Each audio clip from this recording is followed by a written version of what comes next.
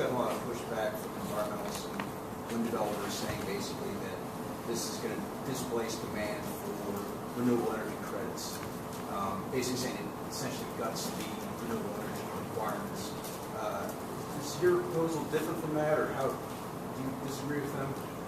Well, no, we're going to keep, I believe, in fact, I made a note here that I wanted to say on renewables. I believe in them very strongly. But you know, renewables are what's called intermittent. Do not try to run your home in Ohio with solar in the middle of the winter, okay? And if you try, you're not moving into my house, okay? Intermittent means it doesn't always work. And you can't build base load on the basis of intermittent.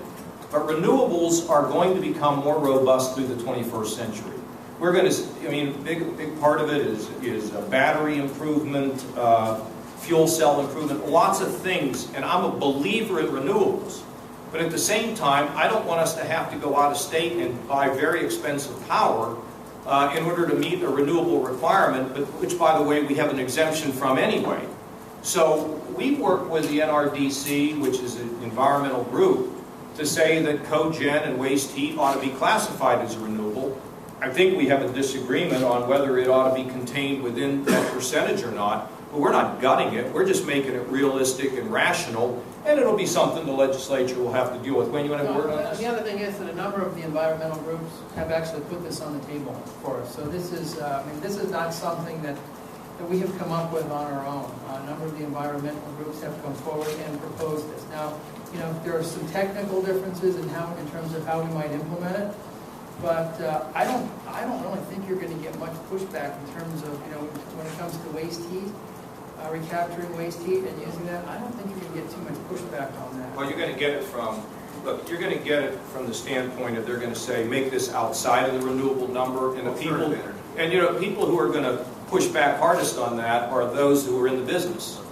Because, you know, renewables get big subsidies, you know that, right? And so they're going to say, oh, no, don't do that. Look, I'm willing to expand the renewable requirements. I'm for renewables.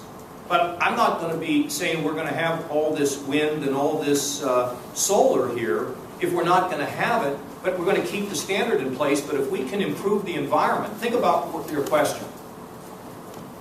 Renewables are designed to avoid greenhouse gas, correct? They're designed to improve the environment, correct? That's exactly what this does. Why wouldn't this be considered a renewable? Why not? Is it because I want to have a subsidy for something else? And by the way, if you figure out how to reduce the intermittent nature of them, I'll expand your renewable portfolio to 25%. I'm all for them. But I'm also not for, you know, I'm also not for a pie in the sky where it can't work. So we'll work with them. The NRDC actually, they've been in our offices working on environmental plans around shale. They work with Wayne here on cogen and waste heat. And we just need to, you know, kind of think about this in the big picture. Is that it? Well, thank you for coming today. I know it was a long afternoon, and we appreciate your attention, and we'll be around for additional questions.